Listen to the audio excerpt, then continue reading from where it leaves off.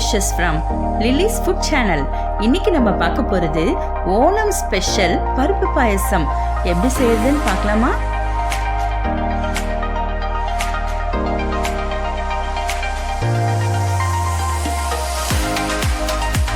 தேவையான பொருட்கள் என்னென்னு பார்த்துடலாம். 1/4 கிலோ சிறுபருப்பு பொன்னிறமாக வறுத்துட்டு வாஷ் பண்ணி வச்சுருக்கோம். அரை முடி தேங்காய் திருவி அதில் 3/4 டம்ளர் பால் எடுத்து வச்சுருக்கோம். இது 2வது பால் 1/2 டம்ளர்.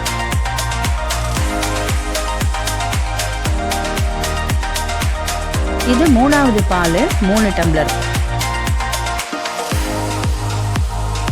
இப்போ பாருங்கள் 350 கிராம் வெல்லம் தூள் பண்ணி வச்சுருக்கோம். ஏன்னா சிறுபருப்பு வந்து நம்ம 250 கிராம் எடுத்திருக்கோம். அதுக்கு ஈக்குவலாக இருக்கக்கூடாது.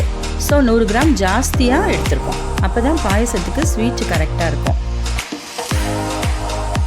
அடுத்தது 2 தேங்காய் பத்தியை இந்த மாதிரி ஷேப்பில் கட் பண்ணி வச்சுக்கலாம். நெக்ஸ்ட்டு முந்திரி பருப்பு 50 கிராம், திராட்சை 50 கிராம் எடுத்து வச்சுருக்கோம். நெக்ஸ்ட்டு இடித்த ஏலக்காய் 4 பீஸ்.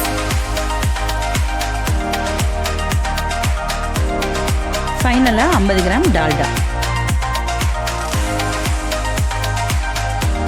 இப்போ ஒரு குக்கர் எடுத்துட்டு அதில் நம்ம வறுத்து கழுவின சிறுபருப்பை 250 கிராம் அதில் போட்டுக்கலாம்.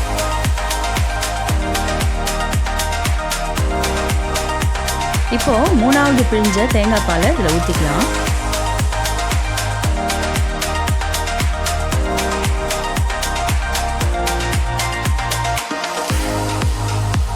இப்போ 2வது பிழிஞ்ச பாலையும் இதிலேயே ஊற்றிக்கலாம். இப்போது அந்த தேங்காய் பாலில் பருப்பு நல்லா சிங்க் ஆகிடுச்சு. இப்போ ஸ்டவ்வில் வச்சிடலாம்.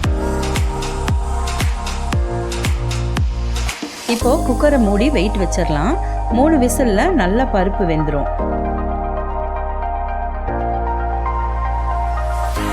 இப்போது 3 விசிலில் பருப்பு நல்லா வெந்துருச்சு.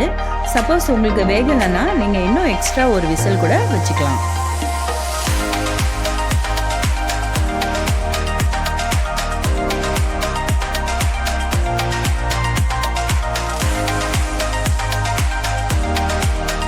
நெக்ஸ்ட்டு ஒரு கடாயை ஸ்டவ்வில் வச்சுக்கலாம். அதில் நம்ம எடுத்து வச்சுருக்க 350 கிராம் வெல்லத்தை போட்டுட்டு 1/2 கிளாஸ் தண்ணி ஊற்றி அதை காய்ச்சிக்கலாம்.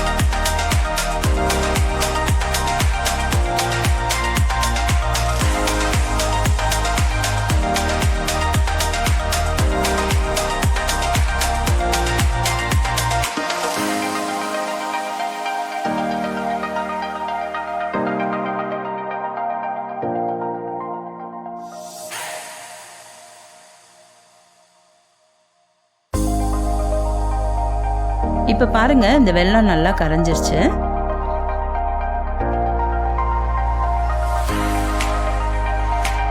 இப்போ நம்ம காய்ச்சின வெல்லத்தை ஃபில்டர் பண்ணி இந்த மிக்ஸில் ஊற்றிக்கலாம்.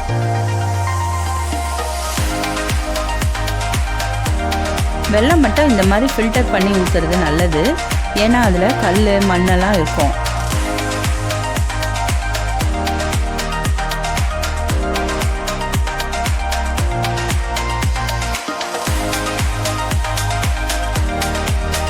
இப்போது வெல்லத்தை ஊற்றுனதுக்கப்புறம் நல்லா மிக்ஸ் பண்ணிக்கலாம்.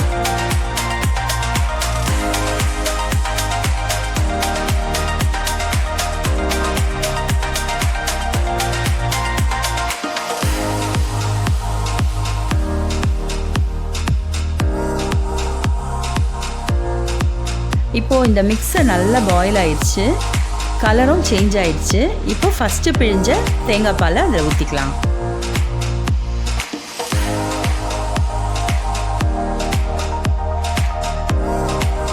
இப்போ முதல்ல பிழிஞ்ச தேங்காய் பாலை இதில் ஊற்றி மிக்ஸ் பண்ணிக்கலாம்.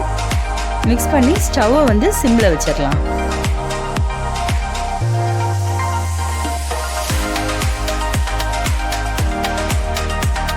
நெக்ஸ்ட்டு டால்டாவில் முந்திரி பருப்பு, திராட்சை, தேங்காவை வறுத்துட்டு இந்த பாயசத்தில் போட்டுக்கலாம்.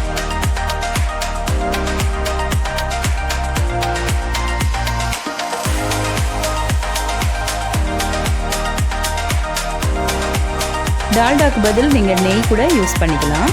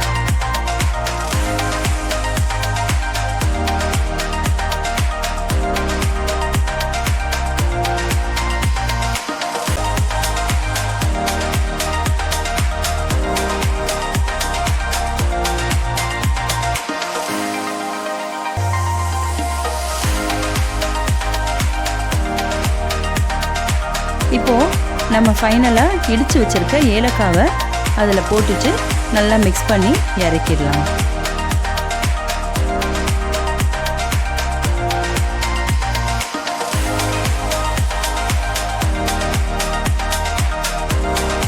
டேஸ்டியான கேரளா பாயசம் ரெடி. நீங்களும் உங்கள் வீட்டில் இதே மாதிரி செஞ்சு அசத்துங்க. எங்கள் சேனலை லைக் பண்ணுங்கள், ஷேர் பண்ணுங்கள், சப்ஸ்கிரைப் பண்ணுங்கள். மறக்காமல் பெல் பட்டனையும் கிளிக் பண்ணிடுங்க. அப்போ தான் நாங்கள் போடுற இன்ட்ரெஸ்டிங்கான அடுத்தடுத்த வீடியோஸ் உங்களுக்கு வரும். Until then, bye bye.